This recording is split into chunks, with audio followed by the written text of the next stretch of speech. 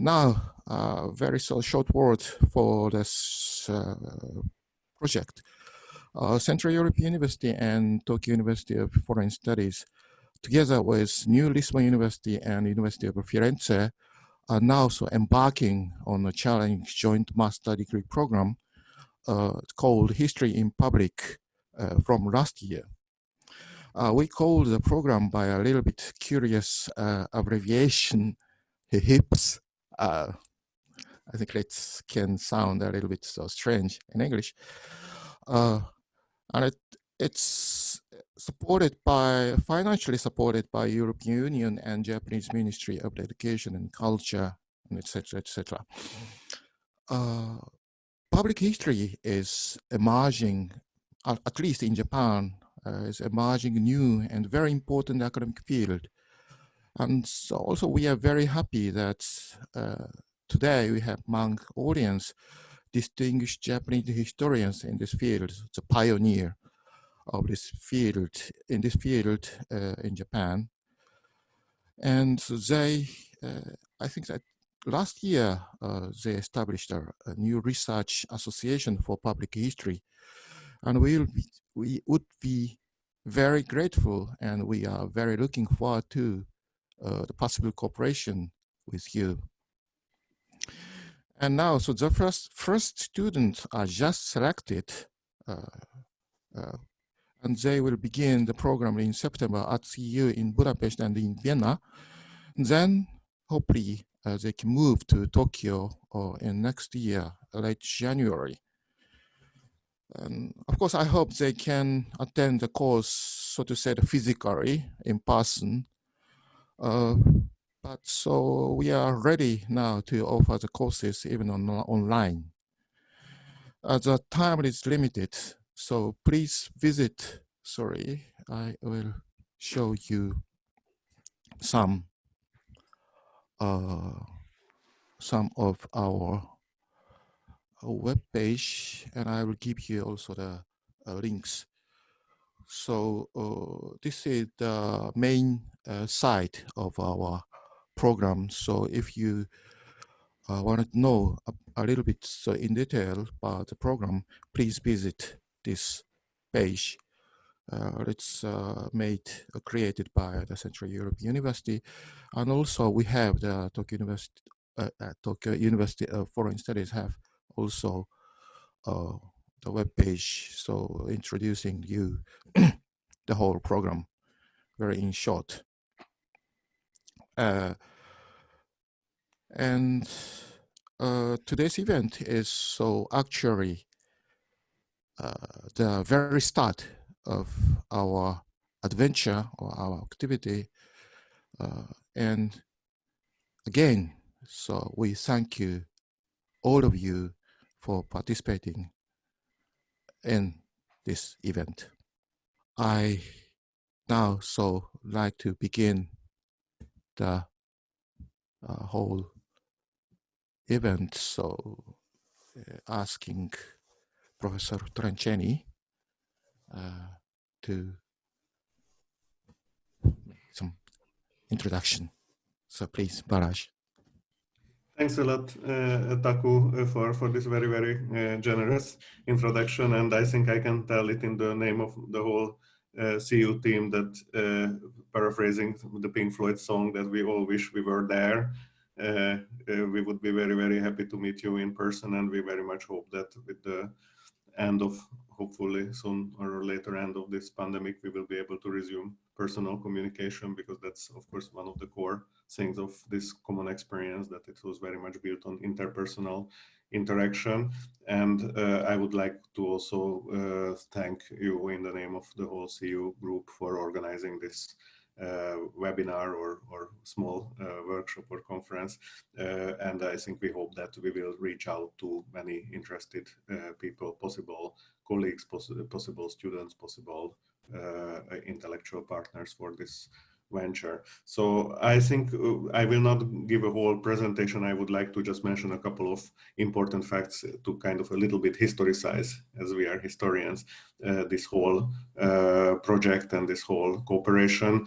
I would like to stress that in a way the whole thing goes back to the generosity and curiosity of some colleagues, and especially Taku himself from the Tokyo University of Foreign Studies, who have been cultivating a very strong interaction with Central European scholars from the 2000s onwards. Yeah, so I mean, like, this is very much going back to an exchange of scholars, travels, meetings, common conferences. I just went through the photos that I have from some of these trips, and I don't want to share them because they would be kind of too selfish, but this shows a very deep going cooperation that many of our colleagues from CEU, but other institutions as well, Prague University especially, were participating and had the opportunity to share lots of things with Japanese colleagues.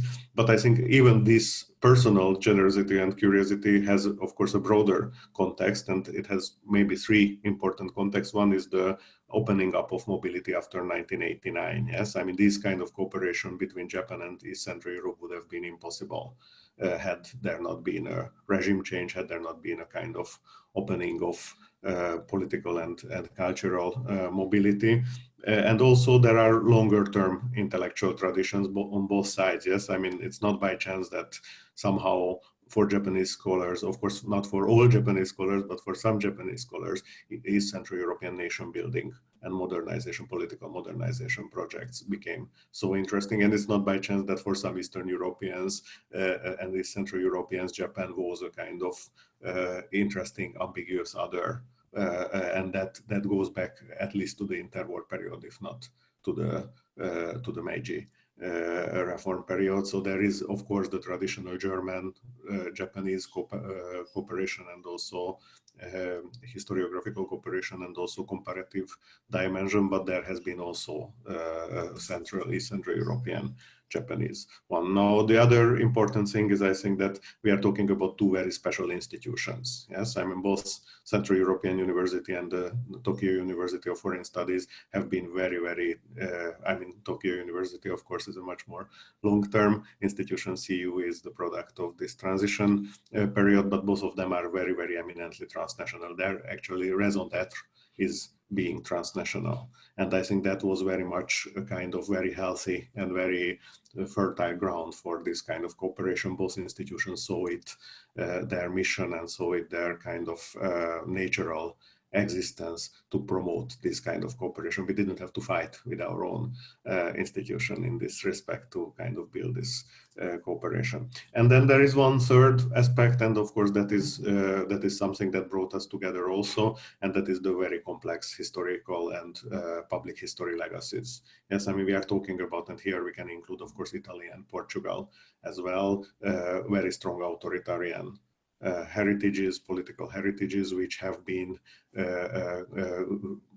elaborated, put under the carpet, negotiated, debated, and worked upon in very different ways in very different historical periods after 1945. Of course, in the socialist countries, it was very different than post-dictatorship Western Europe. It was very different than in post-occupation Japan. But we all had intellectual streams to kind of try to deal with this. And many of these debates were rekindled after '89, after the collapse of communism. So we had something, I think, in common, which was not just curiosity, not just generosity, and not just intellectual kind of friend and personal friendship, but some sort of very strong kind of common momentum of trying to look at how how history is politicized, repoliticized, renegotiated. So basically on this basis, we kind of tried to launch this cooperation, and we saw that it's not enough to do academic research. Academic research is very good, but if we want to have actually readers of our books, and if we want to have a broader impact, we also have to channel this back into education. And we actually thought that launching a new MA program, and this came, of course, with the very generous help of the European Union and the Japanese ministry, Japanese government, actually, that they opened up this cooperation possibility. We thought that this new MA actually can be a catalyst of this cooperation in a new way. And I would like to just mention the four main topics of our program, because I think this is something that is very important for exactly understanding why we chose these topics and how it fits into this broader context that I mentioned. Inclusion and exclusion. Yes, I mean, we know that historical narratives are very much about making claims and negating claims and negotiating claims. Politics of memory. I mean, obviously, memory politics is something that became very, very crucial in the last 20 years in both context, Japanese context, as well as in East Central European and also Italian and Portuguese context. Then historiography, global and national historiography, the tension of this is again something that is very, very crucial. We all are witnessing, on the one hand, after the 1980s, a kind of globalization of historiography. You are expected not to just write a national history, but we also witness a renationalization of especially popular historiographical narratives. And then the last one is visualization or visual history, visualization of history. It's again something that we don't have to explain. I think we all feel how much we entered a kind of re-visualized age with all the different digital platforms, and how this actually creates a kind of completely new space for representing and negotiating historical narratives. So I will stop here, and I will just once again mention that we are very, very happy that this cooperation worked out, and we very much hope that we will find interested students, and we will find this kind of framework. We will create this framework as a kind of hub for research, education, and further intellectual exchange that has been started more than a decade ago between us, and we are welcoming all the new interested partners to this. So thanks once again. Thank you very much. Thank you very much, Balázs. As you see, the whole idea was born in, so to say, in Balázs' head, or say in mind. And so we are very happy to develop this idea so into the very concrete form of the education.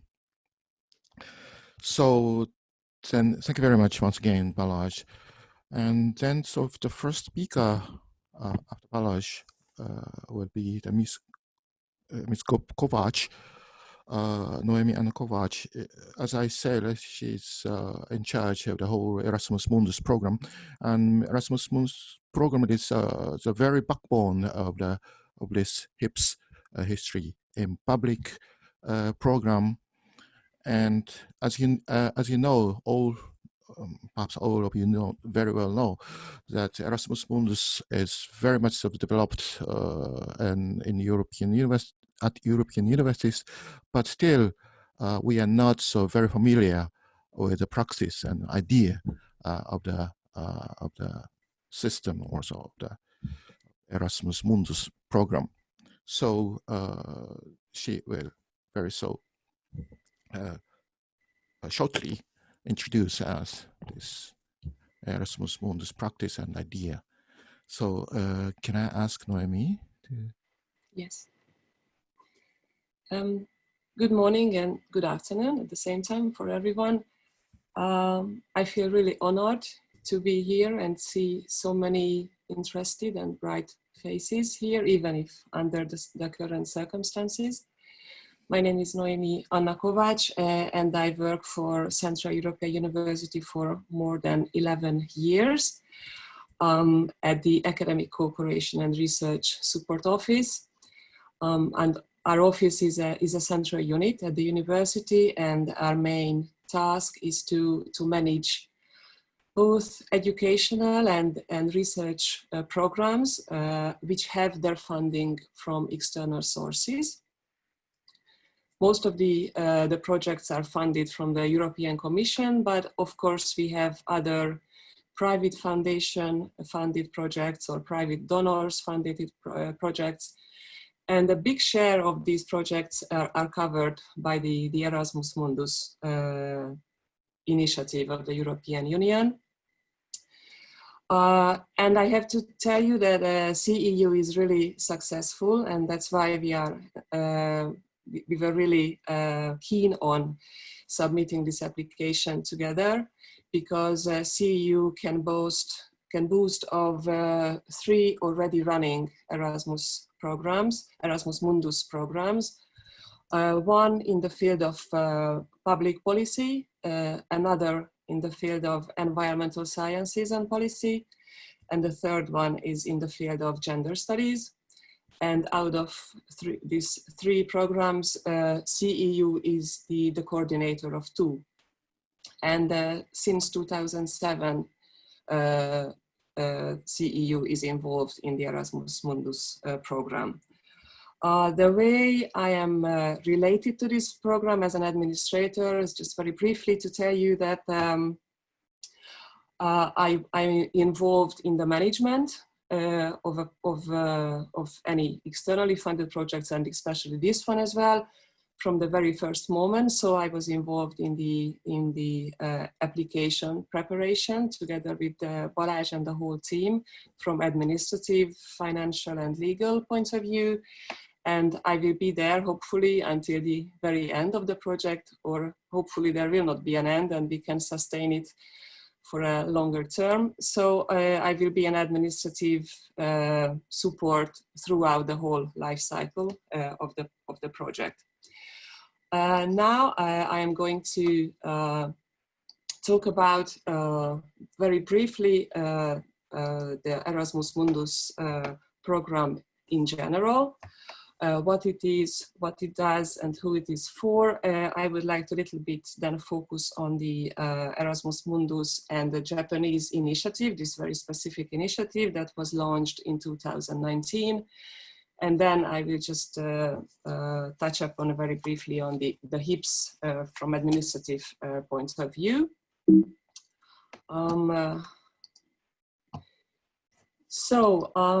The Erasmus Mundus in a nutshell, but before maybe going into the details, I just want to let you know that for us as a university, I can tell all to the audience participants that it's a very, very successful experience for CEU to be part in Erasmus Mundus courses. From recruitment point of view, from student experience point of view, it's a very great program to curriculum development point of view. So I think this is one of our best programs. We have very high number of applicants each year. It's very, very successful. And by following up our students' career after graduating from our Erasmus Mundus programs, we can really confirm that they have a very successful career path afterwards, and they have very good offers from the labor market due to the very good training of these Erasmus Mundus programs they have participated.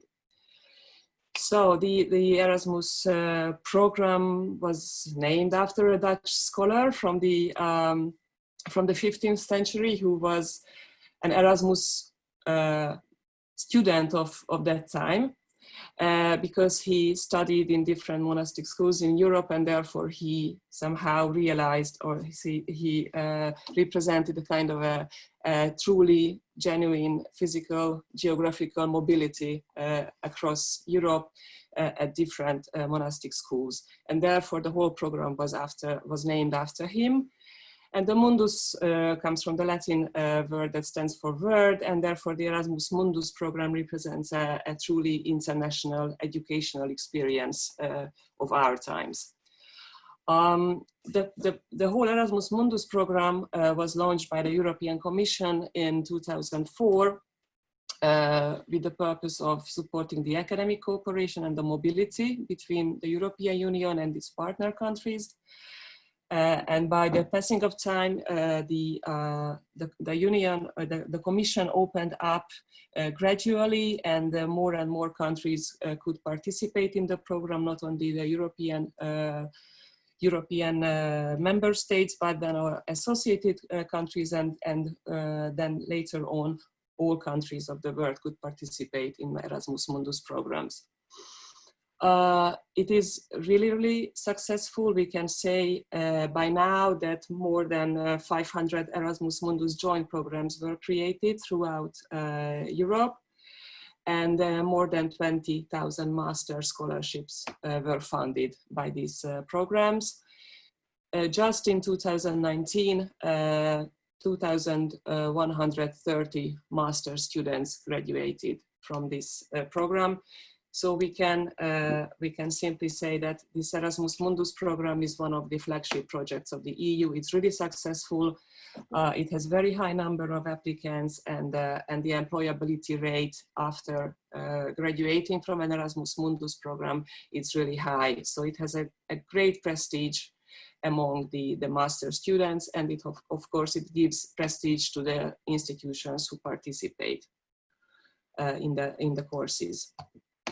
What it is in a nutshell, the program is a very well integrated, very high level integrated international educational program, which is delivered by a consortium, and the consortium consists of international higher education institutions, and if it's relevant, other educational or non-educational partners who have some kind of specific expertise and interest in the study area that the joint program covers.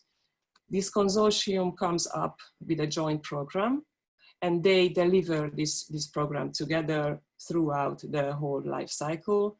And hopefully there is a hope on the sustainability of the program, either to apply for second round and third round to be funded by the Commission for further courses, or if it's not possible, then somehow to make it sustainable in a way that the universities together can sustain it on a long term. What are the aims that the Commission set for this Erasmus Mundus joint master's degree? Is to foster the excellence, first of all, the excellence in teaching, the excellence in the curriculum, excellence in the study program, to improve the quality of the teaching, to foster or enhance the innovation within the teaching. To foster the internationalization of the higher education institutions, to enable them to receive international students and thus and give them or deliver programs that are easily accessible for students from all over the world.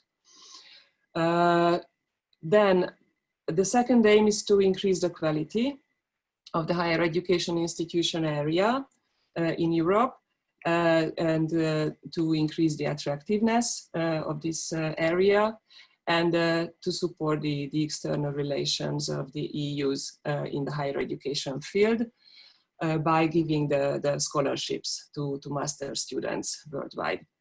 And the third aim is to improve the level of competency. So this is really important from the labor market point of view, to improve the level of competencies and the skills that master graduates receive throughout their training, in particular with the relevance to the labor market, through an increased involvement of employers already throughout the training program, through internships or study visits and different activities that are embedded in the very core of the program. What kind of activities are supported? We can focus it on two main components. One is that is supported is actually the delivery of the master program, which corresponds either to 60, 90 or 120 European credit transfer system credits. and the delivery of the award of a joint or multiple degree. So this is the main, one of the main activity that the program supports is the delivery of the program and the delivery of the diploma. And on the other hand, the award of scholarships to the most excellent students worldwide. So irrespective of their nationality, they are eligible to apply for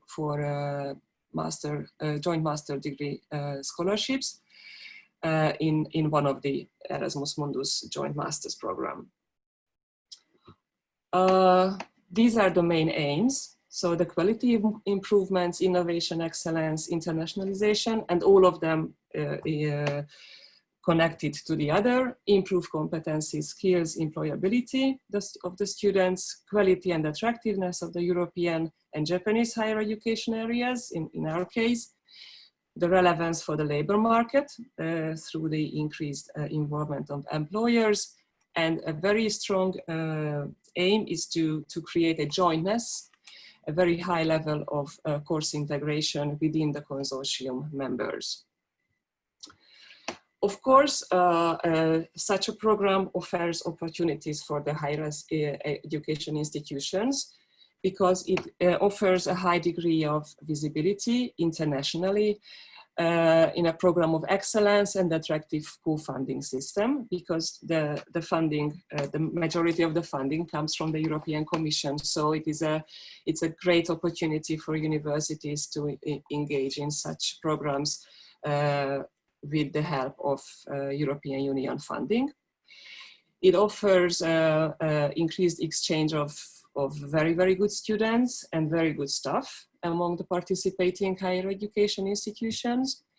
It offers the possibility to exchange the best practices that one institution can offer to the other, and then it can exchange it and then implement it or integrate it in their future modus operandi. And then, last but not least, a possibility of further educational and research collaboration within the participating organizations. Of course, it imposes challenges as well, because it is an unprecedented adventure for all the participants, because they have to integrate the program in a way that it was not before. First of all, they have to come up with a consortium agreement in which all the details are set of the joint program, from the administrative to the academic and student services and student requirements and all kinds of details that has to be integrated and accepted by all the participants, and then of course implemented as well throughout the implementation of the Erasmus Mundus course. Then another challenge is the procedures, how they manage this joint and transparent course offered at different places of the world. So this is also, of course, a challenge, but of course on the long run it's a benefit that can be used for further use. And then another challenge is the coherent and integrated curriculum that has to be already written. It has to be in broader sense. It has to be written already in the phase of the application, but it's fine-tuned during the implementation. And last but not least, the student services is a key point in each Erasmus Mundus program, how to offer the same services for students at different points and in different cultures of the world. So this is also a challenge for the universities to face. But of course, it is, Of course, it is an opportunity for students who apply to these programs, because they are exposed to top academic expertise and specializations in these master's program. They can experience a unique mobility route, let's say, that which is not only just a route, but it's also an academic mobility for them from one institution to another, from one culture to another, an intercultural experience as well. The other opportunities that they will receive a joint or multiple diploma, which is recognized throughout Europe. They receive a scholarship with very, very attractive financial envelope. And there is this, prospect that after graduating from Erasmus Mundus, prestigious Erasmus Mundus master course, there is a high employability possibility due to the key skills which were developed throughout the program. Then in 2019, this new initiative was launched by the European Commission that together with the Japanese Ministry of Education, Culture, Sports, Science and Technology, they opened up to this new partnership model in the form of a joint call, European Union and Japan, that these two parties finance Erasmus Mundus programs for European higher education institutions and Japanese higher education institutions to launch master's degree courses for students from all around the world. The purpose of the call was to select excellent consortia of European and Japanese universities and the mobility of students and scholars between the European Union and Japanese universities who are involved in the projects. I have gathered the three consortia that were selected because we are really, I mean, I hope everybody is very proud of being selected and being among the three consortia that were selected from many applications. One is from science in imaging and light in extended reality. Another master course that was selected was in the field of advanced robotics. And the third is from our history in the public sphere program. So we were a little bit surprised, but at the same time very happy when the results came out that such a social science master course could be among the finalists together with robotics and such hard science programs. So this is just just statistics to see what kind of other programs are running now, and also to see what is the grant amount that was given by the European Commission to support the implementation of this master's course. From here, maybe I don't want to go into very much in details because I'm running out of time. Just wanted to tell you that we have this website that already Balázs and Taku already mentioned. This is the website of the Central European, I mean managed by the Central European University, but it's the website of the whole consortia. And you can find all the details of the program. I just go very briefly through my slides so that you can see all the consortia partners are here. You will have opportunity to learn about the participating universities. What is the program about? What is the structure? What kind of thematical foci is offered? Are offered? The four thematic fields Balázs already mentioned. What are the components of the program? How it is structured? Here is a short example of how the program will look like.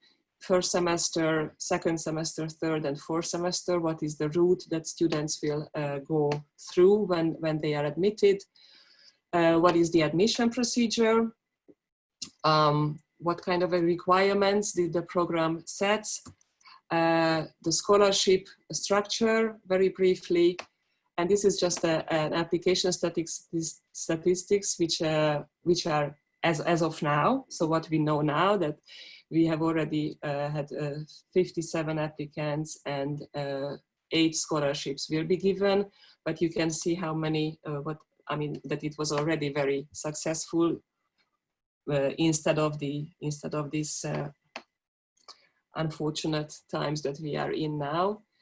And yes, and that's all that I wanted to tell you now.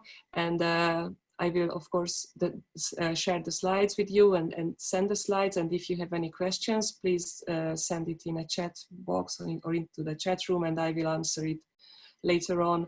And if you have any questions, I am really happy to answer them. So thank you very much, and I give the floor back to Taku now. Thank you very much. Thank you very much, Noemi. And so thank you very much for the very so short, but very so insightful introduction. So to the Erasmus Mundus Programme, and also the short introduction for our program. And I personally was very much impressed. So during the preparation process, very much impressed by the philosophy, an idea, the very so fundamental idea of the Erasmus Mundus, how the European Union is ready to support the student, and so to enhance the high mobility of the students, not only students but researchers. And it's lacking in Japanese, so to say, academic policy, I think. So we don't have now for a moment we don't have any question, but still you can, of course, you can ask the questions, or you can write a comment on Noemi's presentation after, also during the further presentations.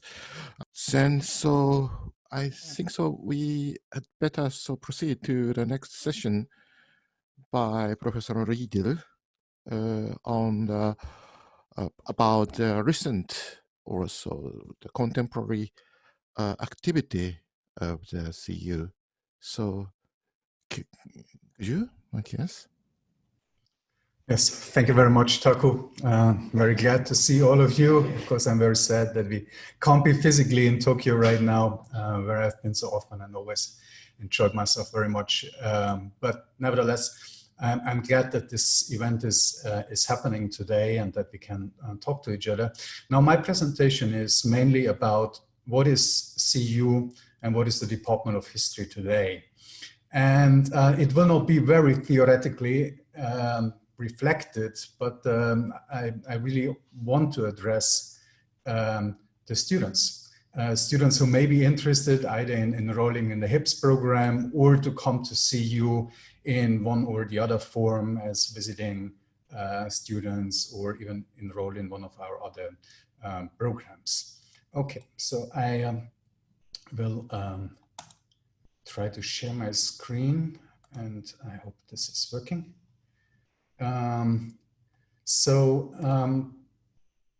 Let me begin with more general facts about CEU. We have heard about the founding of the university already in the previous lecture. So it is nowadays accredited in 3 countries, in the United States, in Austria, and in Hungary as a university. It has 2 locations. This is very important, especially in the context of the HIPS program, which also takes place in both locations, in Vienna and Budapest. As you all know or probably heard, it is largely also for political reason that CEU had to relocate its teaching operations to Vienna. But the campus in Budapest, which you can see here on the picture, still remains. and actually is growing as a research center. So there are several research centers there at the moment: an Institute for Advanced Studies, the Open Society Archives, about which Professor Rev has spoken earlier, and also a Historical Research Institute PAST, and they all will move under the roof of a major democracy institute, which is just in a moment of emerging on this campus, and which will also be at the same time an intellectual center for a large networks of universities around the world, the so-called Open Society University Network. Now, all programs at Central European University are taught in English language. We have currently about 1,400 students. So these are all graduate students at the moment. As Laszlo Kontla mentioned earlier, we will add first undergraduate programs as of the next academic year, but this is the case at the moment. But these students come from about 100 countries or even more. I think it's 120 at the moment, and from all continents. So it has become, in fact, a global university in the true sense of the word. And it depends rather on the department where the majority of students come from. In our department, very many coming from Europe, from the post-Soviet, from world, from Turkey, and from the United States. Other departments, it's more Africa or East Asia or Latin America. So it's very diverse. And also the faculty professors come from more than 40 countries currently. So yeah, here's I inserted a few pictures so you can also see what it looks like. This is the Vienna location, the new Vienna campus, and a cafeteria. I should say that on the long run, there is a plan to move on a permanent site in Vienna, the so-called Steinhof area, secession architecture type area with impressive buildings, but also very interesting and partly also problematic history. Unfortunately, I have no time to talk about, but so there is a plan to move the whole university to an even larger area where it has more space to grow in Vienna. Now back to Budapest, you can see one of the main building or the older main entrance of the university here in the picture. So as also Professor Kontla mentioned, university has a mission, and he has mentioned how it comes about. So the so-called Open Society mission, which focuses on democratization, on diversity, human rights, on good governance and the rule of law, on critical thinking, and on interdisciplinary research. I should say that this interdisciplinarity is very much a living practice at the university, also because the university is so small with only 1,400 students, and that professors from various departments know each other well and collaborate on a number of projects, research projects, but also teaching projects. And maybe I will mention a few of them a little bit later. Now you can also see on the right side of this slide that there are currently 48-degree programs, that the average ratio between professors and students is 8:1. In our departments, it's even much better, it's 5:1.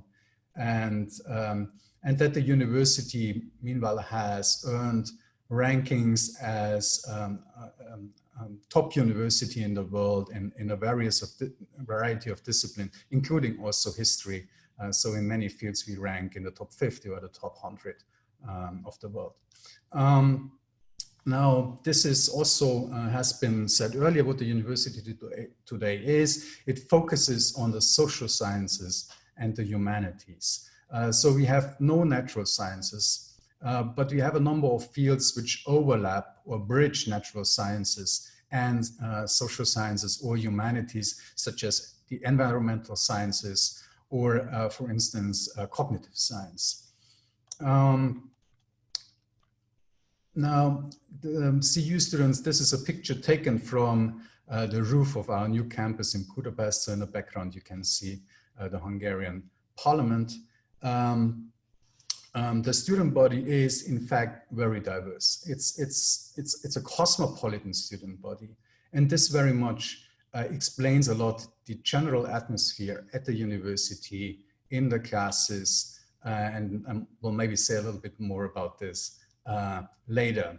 So according to statistics or on the report of the Times Higher Education Journal, we are the second most international university in the world. And now what is special is not that students come from very many countries, because many American universities also, of course, or British universities attract many students from many countries around the world. But still, in every American university, the Americans would be a dominant majority in the university. And this is not the case at CEU. So there is no majority. At CEU, there are only minorities, national minorities, but no majority. So no national group is more than 15% of the student body. And here you see the countries that are most represented, basically the same, almost the same as in our department: Hungary, USA, Russia, Turkey, India, Serbia, Germany, Croatia, Ukraine, and Romania. As you can see on the bottom of the slide, we have a huge number of public events at the university, about 2 per day, very many famous speakers coming. And I think a reason why very many famous people, Nobel Prize winners, politicians, and many others come to CEU is because we can give them an educated English language audience. And that's something that not many other institutions can provide in Central Europe. Then, of course, just going briefly through this, we've spoken about the ranking already and about the diversity of the professors and many countries they come from, very prestigious institutions. What is more important is the teaching style at CEU, and this sometimes takes some time for new students who arrive and are not used to this. So it's a very intensive seminar style teaching method. And of course, there are also larger lectures with more people in the room, but by and large, there are not more than, in average 10 people in the classroom. And it's expected from all students that they participate in the discussion, that they ask questions, also ask critical questions. So that makes, that is very important. But normally it only takes a few weeks, I have to say, until new incoming students get used to this style. I also would briefly like to speak about the library, the CEU library today, which is the largest English language library in Central Europe. So it has more than 400,000 holdings, 200,000 physical books. And what is almost more important today, we have all subscriptions to the important journals and ebooks. And this also makes the university an important place for research, also for many researchers who come from outside the university, especially also from other Hungarian research institutions and universities. Here you can see an image of the library on the Budapest campus, which is quite impressive and a very pleasant place to work with many desks that have actually a view on the River Danube.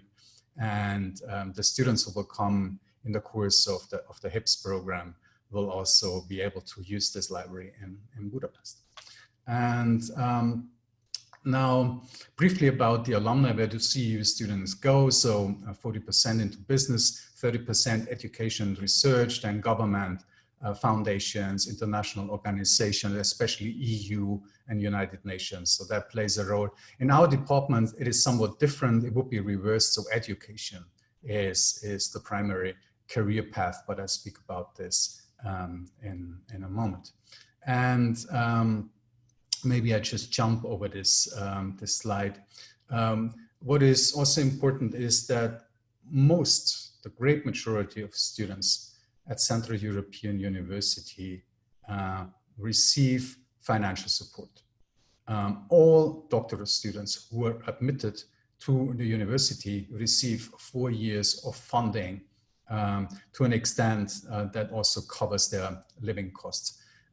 With the MA students, it's very diverse. So some of them get reductions or waivers for their tuition fees.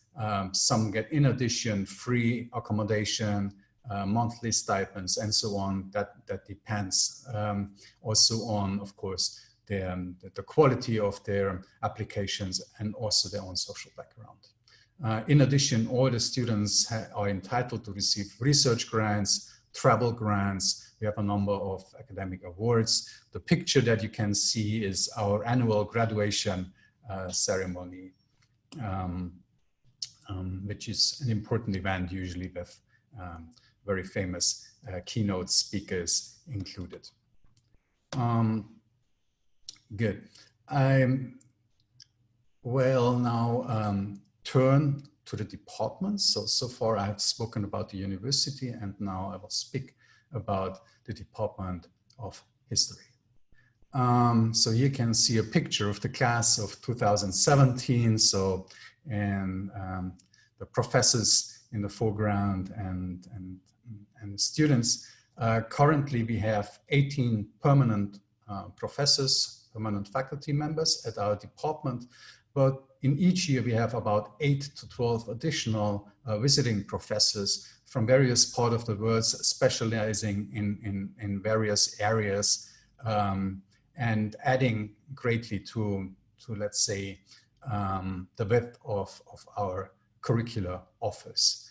Now, what is also important is that our professors come from many different countries. So I've listed some of them: Austria, Canada, Croatia, Germany, Hungary, India, Netherlands, Poland, Romania, Serbia, Spain, Syria, Turkey, USA, Russia, Ukraine. That is important because the teachers have also very different teaching styles and have very different intellectual backgrounds. And so that also accounts for quite a diversity in the teaching of our classes. And now about the student body in the Department of History. So we have currently about 100 students enrolled. This does not yet include the HIPS students. And it's about half MA students and the other half doctoral students on various levels of their developments. And the gender balance is almost half-half. So half of the students male, half of the students female. Students come from all countries, including also East Asia, including even Oceania, and from New Zealand we have one doctoral student, Africa. But we have some regions which play a more important role than others in terms of the student body, and those are especially Russia, the former Soviet Union, Turkey, United States, Eastern Central Europe and Balkans, the United Kingdom increasingly, and also Southeast Asia, India and Pakistan especially. And the student faculty ratio in our department is 1 to 5. The average class size is 11 students. So, but of course we have courses with as many as 30 students and some very small courses, very specialized for only 4 or 5 students. Good. Now, speaking about the profile of the department, so we put a very strong emphasis on theoretical and methodological education. I will come back to this in a moment. The second focus is a temporal one. So we focus on the modern era from 1500 to the present. That does not mean that we exclude other historical eras. As you have heard, we also have a department of medieval studies, and we cooperate a lot with that department and co-offer courses so students can take also courses from ancient period, from the medieval period. We also have a spatial focus, which is on especially 3 empires, so the Habsburg Empire, the Romanov Russian Empire, and the Ottoman Empire, and their successor states. And then there are certain topical foci, such as nationalism and internationalism, fascism, communism, post-communism, religious studies, intellectual, cultural, and art history, urban history, gender history, visual and media studies, diplomacy, and international relations. So these are some of the focal areas of our curriculum. Now, I would say we have a few also educational principles that most professors in our department would be able to agree on.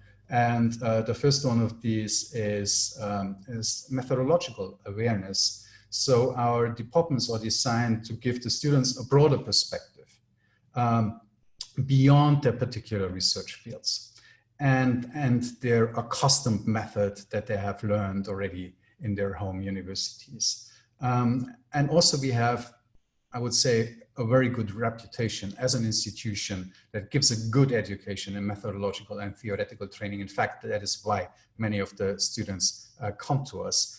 In addition, because our student body is so diverse, this is what is really in the core of the curriculum and what all students need and where all students have to go to. And the second point is critical scholarship. So we encourage our students to be critical. This is really an existential matter because many of our students come from countries where they cannot be critical, not at their universities, not in their writing. So CEU for many people is a place where they can be free in how they write the history, very often the history of their own home countries, but with a critical attitude. Also questioning, key concepts that they're applying, and what are facts, what are historical facts, what is history itself, what is the role of the historian, and things like that. In addition, all our programs are programs in comparative history.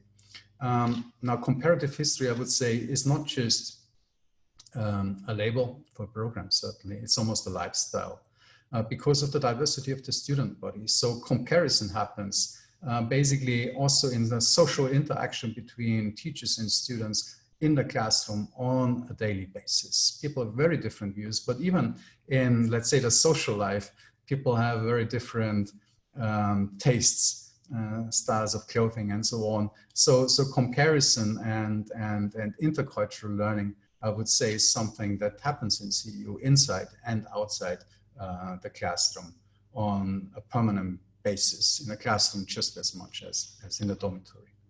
And now,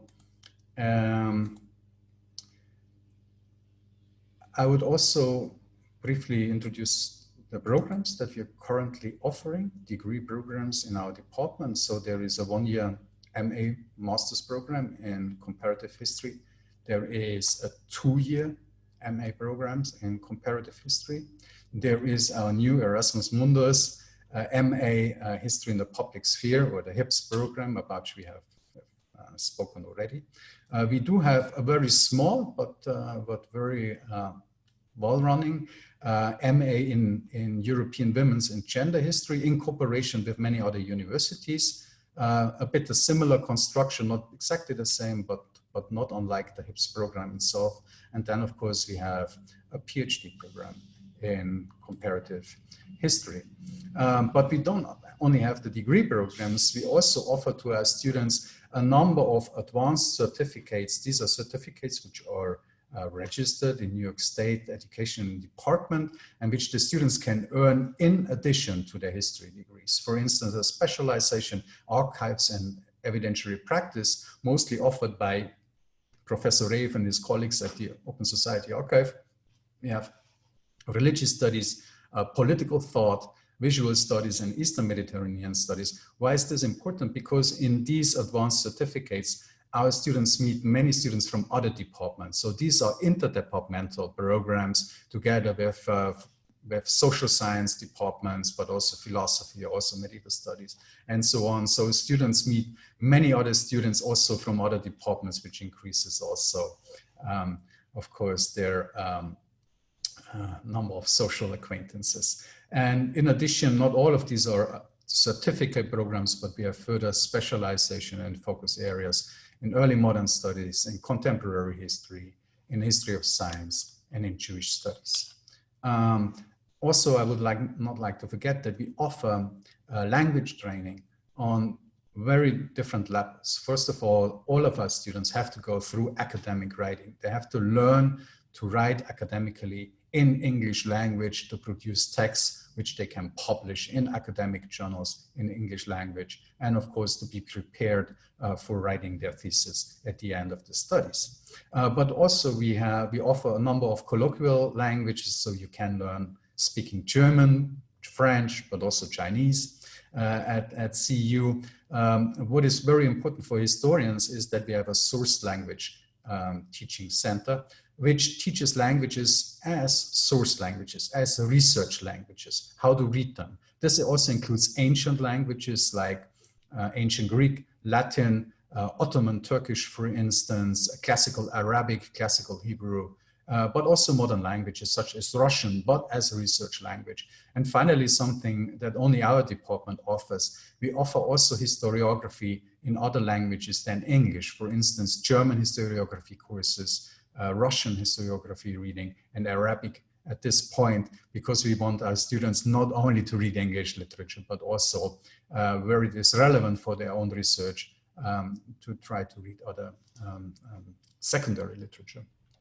But there is also, of course, a huge research environment which the students can make use of. So we have research centers, for instance, in Eastern Mediterranean studies and Jewish studies, PAST, which is our own, the history department's research center, where Professor Trencini, whom you already know, is one of the leading figures, where we have a lot of research fellows there, where we also run journals in which our students also can play an important role, for instance, by writing book reviews. And then, of course, not to forget the Open Society archives, about which you have heard already earlier today.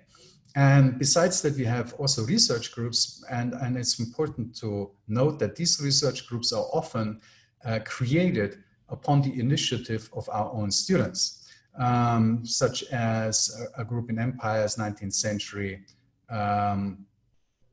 early modern studies, political thought, science studies, Soviet and post studies. We have a very active research group, South Asia research, and the region of former Yugoslavia, just as examples.